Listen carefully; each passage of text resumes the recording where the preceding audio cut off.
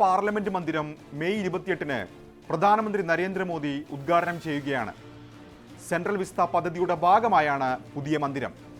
ഇതോടെ നൂറ്റാണ്ട് പഴക്കമുള്ള, കൃത്യമായി പറഞ്ഞാൽ 1927 മുതൽ നിരവധി മുഹൂർത്തങ്ങൾക്ക് സാക്ഷിയായ നിലവിലെ പാർലമെന്റ് ചരിത്രത്തിന്റെ ഭാഗമാകും. എന്താണ് പുതിയ മന്ദിരത്തിന്റെ സവിശേഷതകൾ?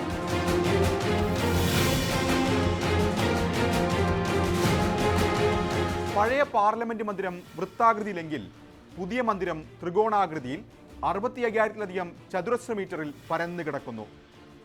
പുതിയ പാർലമെന്റ് മന്ദിരത്തിന്റെ ലോക്സഭാ ഹാളിൽ 888 പേർക്കും രാജ്യസഭയിൽ 384 പേർക്കും ഇരിപ്പിട സൗകര്യമുണ്ട്. നിലവിലെ പാർലമെന്റ് മന്ദിരത്തിൽ ലോക്സഭയിൽ 543 പേർക്കും രാജ്യസഭയിൽ 250 പേർക്കുമാണ് ഇരിപ്പിട സൗകര്യമുള്ളത്.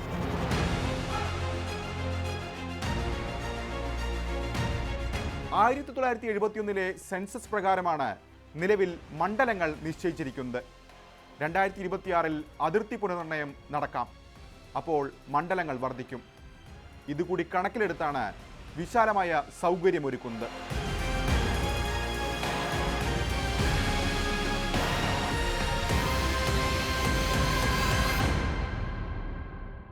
രാഷ്ട്രപതി പാർലമെന്റിന്റെ സംയുക്ത സമ്മേളനത്തെ അഭിസംബോധന ചെയ്യാറുള്ളത് പാർലമെന്റിന്റെ സെൻട്രൽ ഹാളിലാണ്.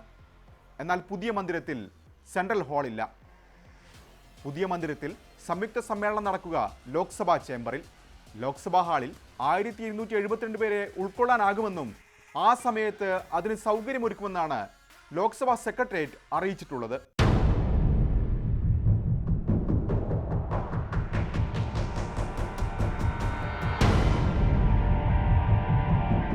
ദേശീയ പക്ഷിയായ മയിലിനെ പ്രമേയമാക്കിയാണ് ലോക്സഭാ ചേംബർ.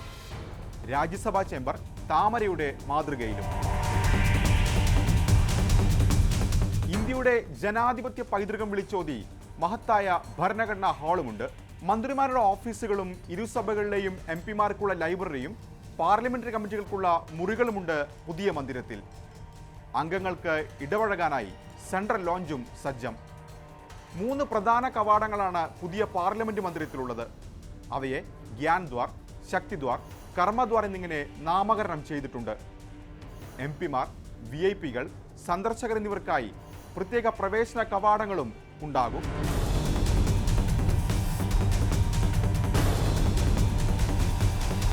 ₹1000 കോടിയിലധികം ചെലവിട്ട് 2.5 വർഷം കൊണ്ടാണ് പുതിയ കെട്ടിടം യാഥാർത്ഥ്യമാക്കിയത്.